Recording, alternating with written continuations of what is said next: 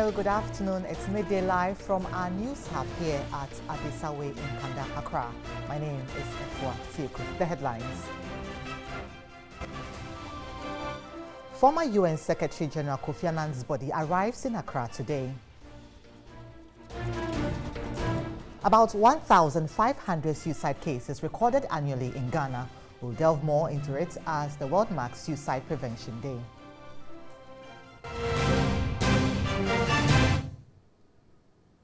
They are the ones left behind after a loved one commits suicide.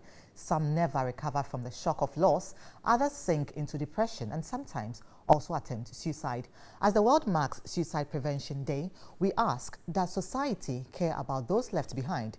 And do they only lead to a vicious cycle to continue to mourn from another death? Suicide across the globe is regarded as bad death, a moral evil that brings shame and dishonor to family and community. It is a taboo. Attempted suicide is criminalized under Ghana's laws and is seen amongst religious groupings. Families with suicide history are usually treated like outcasts, with young men and women facing difficulties obtaining marital suitors in some instances. Hope, not his real name, lost his childhood friend, Rich, also not his real name, to suicide.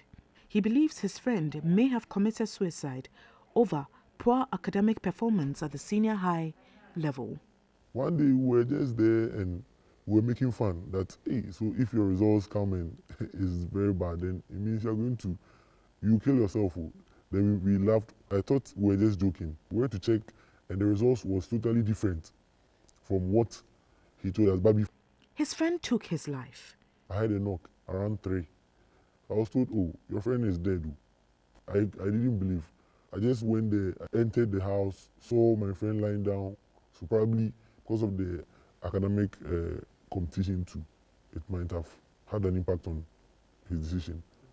Left in a state of shock and denial, Hope resorted to his family and a female friend for support. The story of Faith isn't any different. She lost her husband to suicide. Battered by him, she left for the hospital. Upon her return, he was gone. The children were outside playing, unaware of his death. I knocked the door severally and later forced it open, and I saw his lifeless body. He was suffering from a chronic disease. His death brought untold hardship on her, but that wasn't the worst. She's still suffering from the stigma. I had decided to leave my children in the care of my sister, so I also end it all. But I realized I would overburden my sister, who already has 6 children.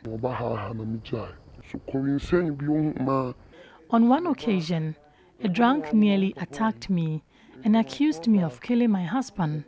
I had to seek refuge in someone's shop.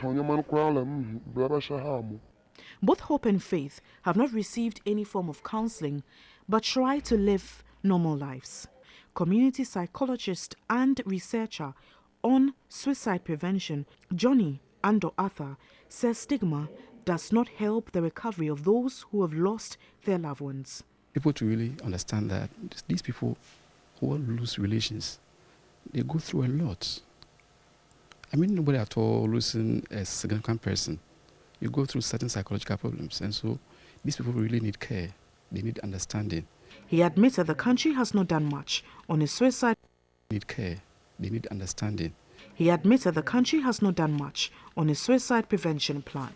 We don't have any suicide prevention plan in Ghana, and without a plan, there's not much we can gain.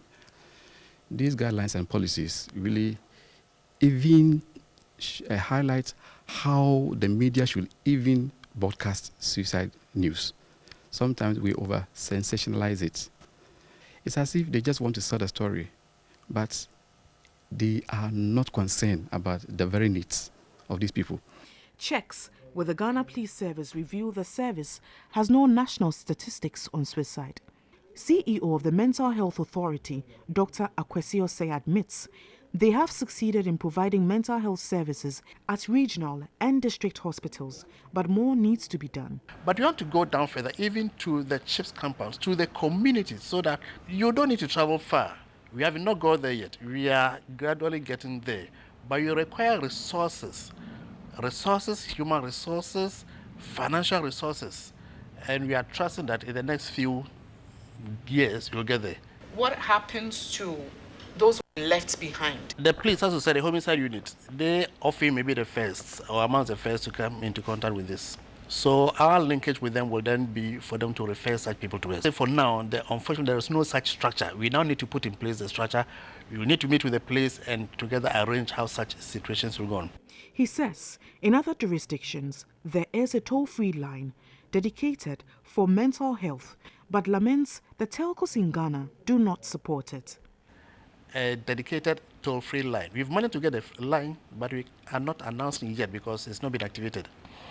To activate it means that when somebody calls to the line, it will be free to that person, but not free to everybody. Somebody has to pay the bill. The telecos are not prepared, and I'm emphasizing the telecos are not prepared to take up the bill as their corporate social responsibility. But you go one round and you realize that you'll pay not less than 9,000 Ghana cedis a month. And for a poor agency like ours, it's difficult for us to pay. Globally, strengthening the capacity of countries, especially in developing nations, for early warning, risk reduction, and management of national and global health risk must be a priority, as stated in the Sustainable Development Goal 3. If you or someone you know is considering self-harm, please get help. Call the Mental Health Authority on 050 99 140 46. Wendy Laryea, TV3.